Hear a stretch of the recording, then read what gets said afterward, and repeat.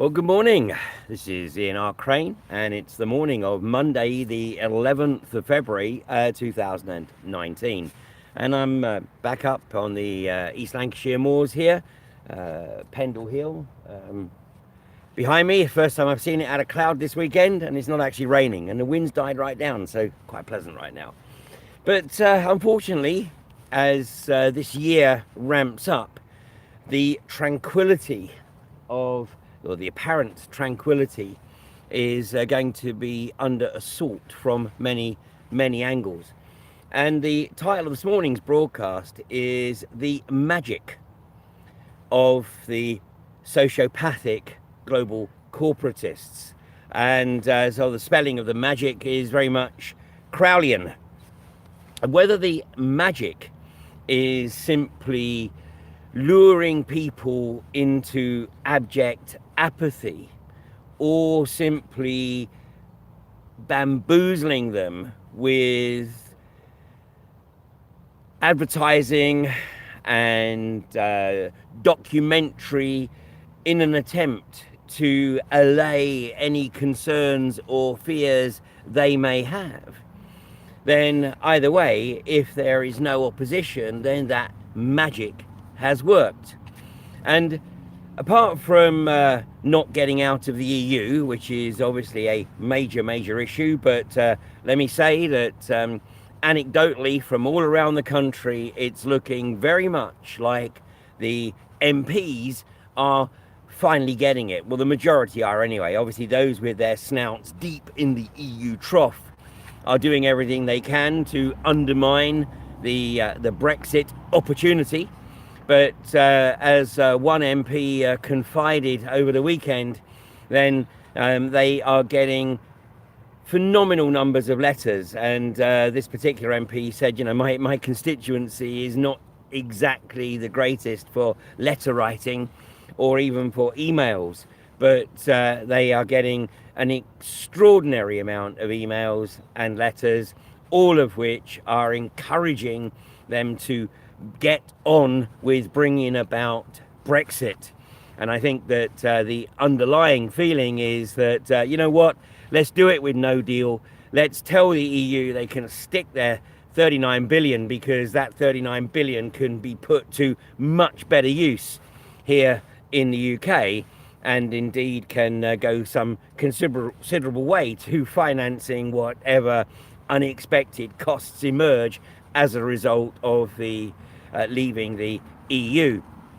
And then setting our MPs and civil servants the tasks of doing what they should have been doing for the last 2.5 years, which is in establishing appropriate trade agreements based on, you know, World Trade Organization tariffs with countries further afield.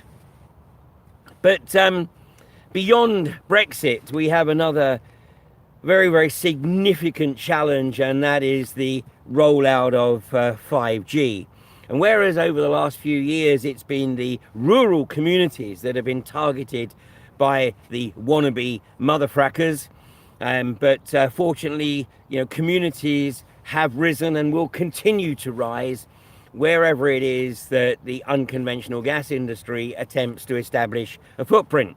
And of course, the whinging and whining that's going on right now as the industry tries to claim that it needs the earthquake limits raised to the same level as the US, where of course the population density is a fraction of what it is in this heavily faulted country of ours.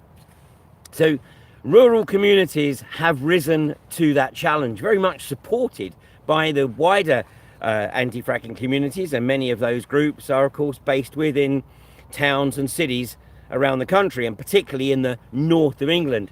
But now 5G is initially going to be very much targeting the cities, and the first phase of 5G, which is expected to be switched on later this year, will be in the cities of London, Cardiff, Edinburgh, Belfast, Birmingham and Manchester. That's the first phase, and in fact in those areas it'll be somewhat localized initially, apparently. But then the second phase, which is due for rollout in late 2019, early 2020, covers Glasgow, Newcastle, Liverpool, Leeds, Hull, Sheffield, Nottingham, Leicester, Coventry and Bristol. Now, obviously, a lot of attention has been brought to Sheffield as a result of the tree culling, and of course that tree culling is directly related to the rollout of 5G, because 5G frequencies require a transceiver every 300 meters or so, and it also requires line of sight. And as I have discussed many times in these broadcasts, the University of Surrey paper, which was published I think about 3 years ago now, makes it very, very clear that foliage is a major problem for 5G frequencies, and wet foliage is effectively a total block. So the only way to absolutely guarantee the strength of the 5G signal at the point of reception is to effectively eradicate the trees, and that's why trees have been being taken down, not just in Sheffield, although of course the media has kept people's attention on Sheffield, but actually elsewhere. And in fact, in Newcastle, more trees have been culled in Newcastle under the radar than in Sheffield, where the focus was. But in all of those other cities that I've just mentioned, and I'll put the full list under this video later this morning, but trees are being culled in these cities too. And in Bournemouth, one of the in one of the videos that was produced to promote the advent of 5G in Bournemouth, it was made clear that even hanging baskets have a negative impact on 5G signals. So this is an indication of the magnitude of the issues around 5G. Now, people say, well, but they would never do this. Well, this is of course where the sociopathic global corporatist tag really does fit, because those who are on the payroll, or those who stand to benefit enormously from the rollout of these technologies, then obviously they descend into cognitive dissonance. And in fact, there cannot be any problem, there cannot be anything that gets in the way of the flow of cash into their bank account. Many of those accounts, of course, are offshore. Well, there's a group called the Physicians for Safe Technology, and they flag up that the Telecommunications Act of 1996 actually not only helps businesses roll out wireless, it at the same time dismisses any health or environmental concerns. Now, maybe back in 1996, it didn't really seem that there would be too much in the way of health or environmental issues. But as the frequencies are getting up into the microwave range, it is evident that these concerns about impact on health and impact on the wider environment are not only significant, but are absolutely crucial if we are going to avoid some very, very significant catastrophic results from this technology being rolled out. And the European Commission had a report published back in fact, just the 20th of December. So what's that, about 6 weeks ago. And this was a report published by the Scientific Committee on Health, Environmental and Energy Risks, which is otherwise known as SHEER. And this is a statement on energy, health and environmental issues. Well, page 14 of this report states, 5G networks will soon be rolled out for mobile phone and smart device users. However, exposure to electromagnetic frequencies could affect human how exposure to MS could affect humans remains a controversial area, and studies have not yet yielded clear evidence of the impact on mammals, birds, or insects. The lack of clear evidence to inform the development of exposure guidelines of 5G technology leaves open the possibility of unintended biological consequences. Now, just let that sink in for a second.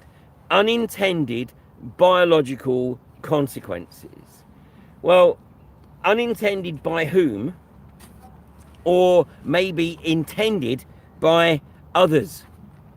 So, this is a document. Actually, it covers a whole bunch of other issues as well.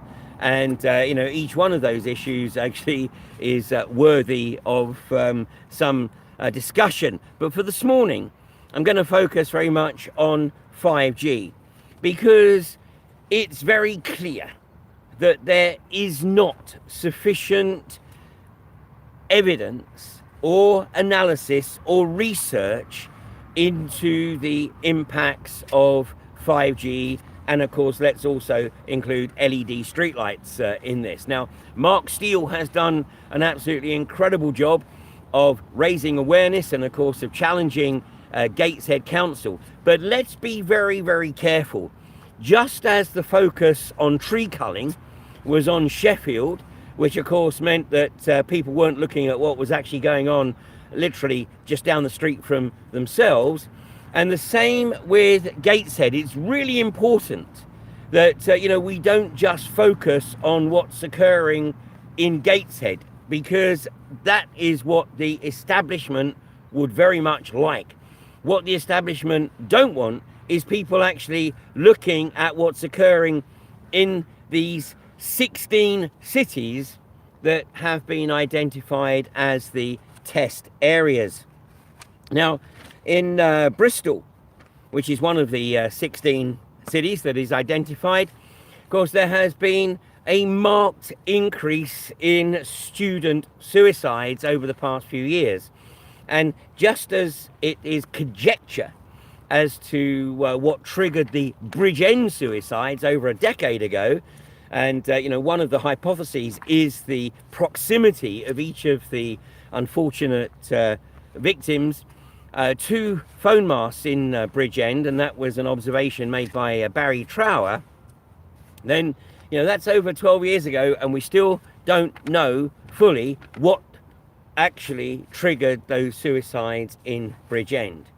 And Mark Steele has certainly flagged up that in Gateshead there has been a marked increase in negative health impacts that he's become aware of, coincidentally, since these LED streetlights with their apparent 5G controllers have been installed. I think something like 31,000 plus of these streetlights have been installed in Gateshead over the last few years. So,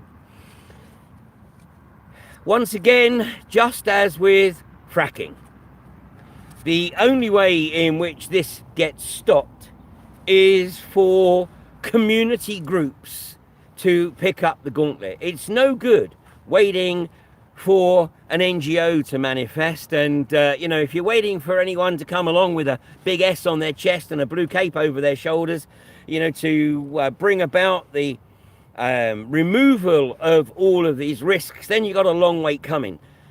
The bottom line is that it is and has never been more crucial for people to actually take an interest in what is going on in their communities. Of course, this is going to be even more essential after Brexit, when the MPs of this country will no longer have someone else to blame, because for the nearly the last 47 years or so, they've been able to go, oh, it's not us, it's Brussels. And of course, in Edinburgh and in Cardiff, the respective Scottish and Welsh assemblies have been able to go, oh, no, it's not us, it's Westminster or it's Brussels. Once we Brexit, then it will be very much down to those who claim to be the elected representatives of their constituents. And these elected representatives must be held to account. They must no longer be able to simply take advantage of the corporate funding that comes their way, or the promise of sinecure corporate executive director roles, either whilst they're still in Westminster or the moment they leave. So over the next few months, it's going to be increasingly evident who in Parliament has the best interests of their electorate at heart, and who is clearly on the payroll of the corporatocracy in some way, shape or form. And those who fail to consider the negative health and environmental impacts of things such as fracking or 5G must be held to account. And, you know, whereas with fracking, we've had some 6 years now, a little more than 6 years since the moratorium was lifted. And finally, it looks like the industry has come to the realization that it cannot safely frack in this country. And so although it's going through the death throes of whinging and whining and seeking to get regulations changed, bottom line is, isn't going to happen, particularly after Brexit. And all those who want to claim that, oh my goodness me, you know, once we leave the EU, we're going to have real problems with our fuel supplies. Sorry, we don't get any of our fuel supplies from the EU. It's not going to have a single ounce of impact. So once we get past March 29th, it is literally down to each and every one of us to hold these people to account at every level, whether that's local authority level, whether it's county council or Parliament. From March 29th, we're in a whole new ball game.